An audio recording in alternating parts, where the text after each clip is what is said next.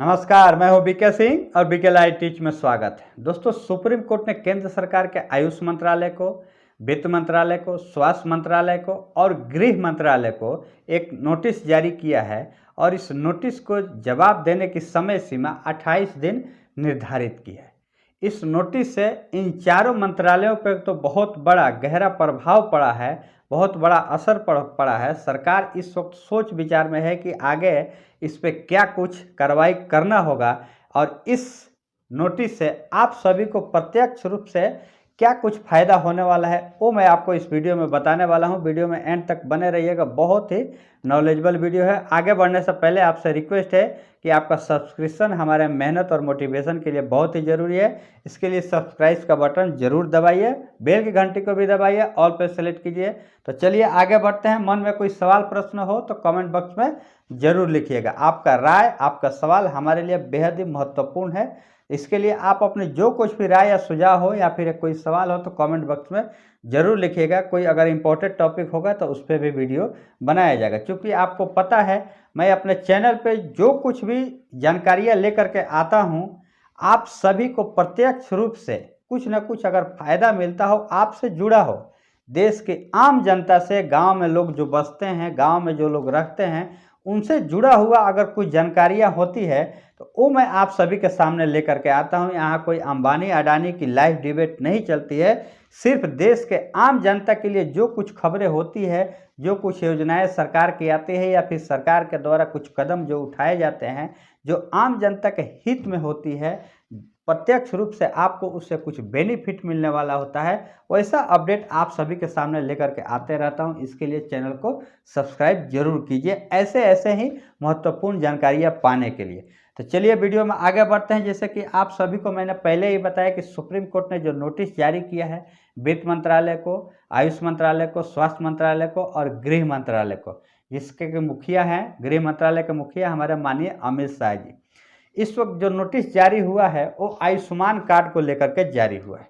आपको पता है आयुष्मान कार्ड से जो हमारे देश के आम जनता हैं, जो उन्होंने अपना आयुष्मान कार्ड बनवा रखा है, उनका फ्री में यानी कि मुफ्त में इलाज कोई भी एलोपैथिक हॉस्पिटल में, यानी कि आपको अंग्रेजी दवाखाना में आपका मुफ्त में इलाज होता है 5 लाख रुपये तक की राशि का।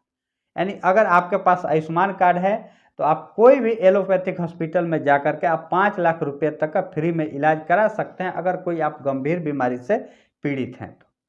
लेकिन सबसे बड़ा सवाल ये है कि क्या आपके मन में कभी आया है कि हमारा देश भारत, जो हमेशा से ऋषि मुनियों का देश रहा है, एक वैदिक परंपरा का देश रहा है, एक आयुर्वेद की परंपरा का देश रहा है, उस देश में जहां आयुर्वेद पे भी बहुत से लोग आज भी निर्भर हैं, योगा से भी लोग आज भी निर्भर है अपनी जो कुछ भी तकलीफ़ें या बीमारियां होती हैं उसको दूर करने के लिए, तो जो हमारे वैदिक परंपरा है, जो हमारे ऋषि मुनियों को परंपरा है, आयुर्वेदिक हो, होम्योपैथिक हो, इस प्रकार के संस्थानों में, इस प्रकार के अस्पतालों में आयुष्मान कार्ड को क्यों नहीं मान्यता दी गई है?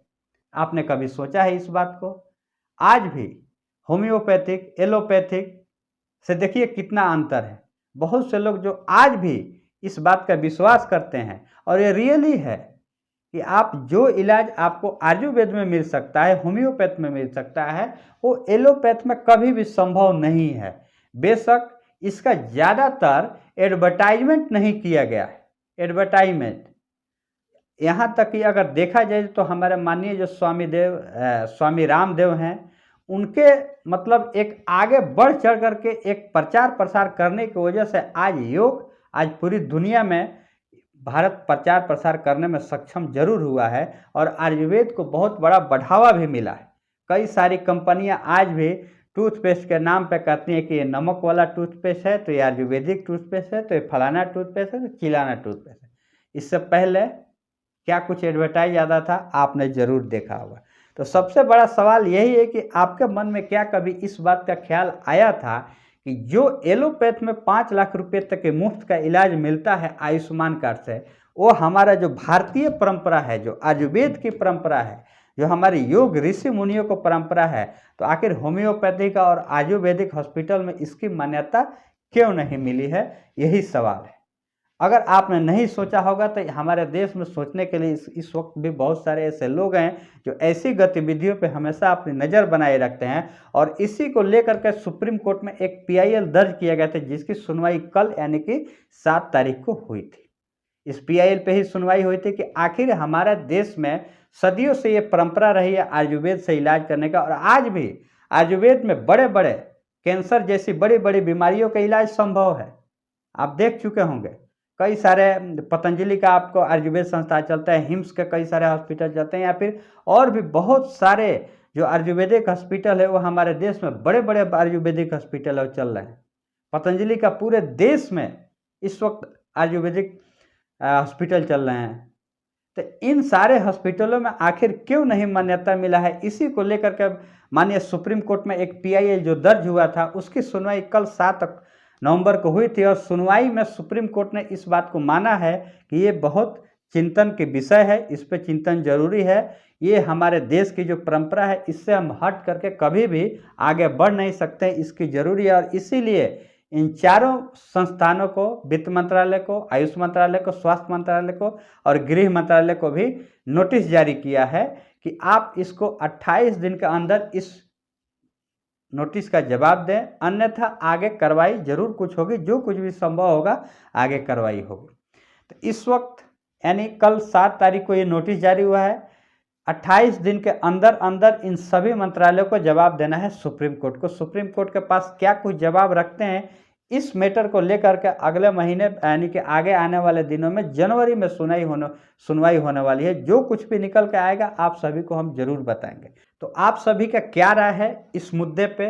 क्या आयुष्मान कार्ड को पूरी मान्यता मिलनी चाहिए? जो इस वक्त आधी अधूरी मान्यता मिली है, जो एलोपैथ की परंपरा है वो एक विदेशी परंपरा है। बेशक इस वक्त की ज़रूरत है, इससे कोई दो राय नहीं है कि हाँ इस वक्त की ये ज़रूरत नहीं है, ज़रूरत है। लेकिन जो हमारी भारतीय परंपरा है उसको भी हमें अपने साथ लेकर के चलना है। 2 हाथ एक साथ लेकर के चलना है। कभी भी एक हाथ से आप जंग नहीं जीत सकते हैं, 2 हाथ आपके साथ मजबूती के साथ खड़ा रहेगा। इसके लिए आयुर्वेद भी और एलोपैथ भी दोनों को साथ लेकर के चलना है।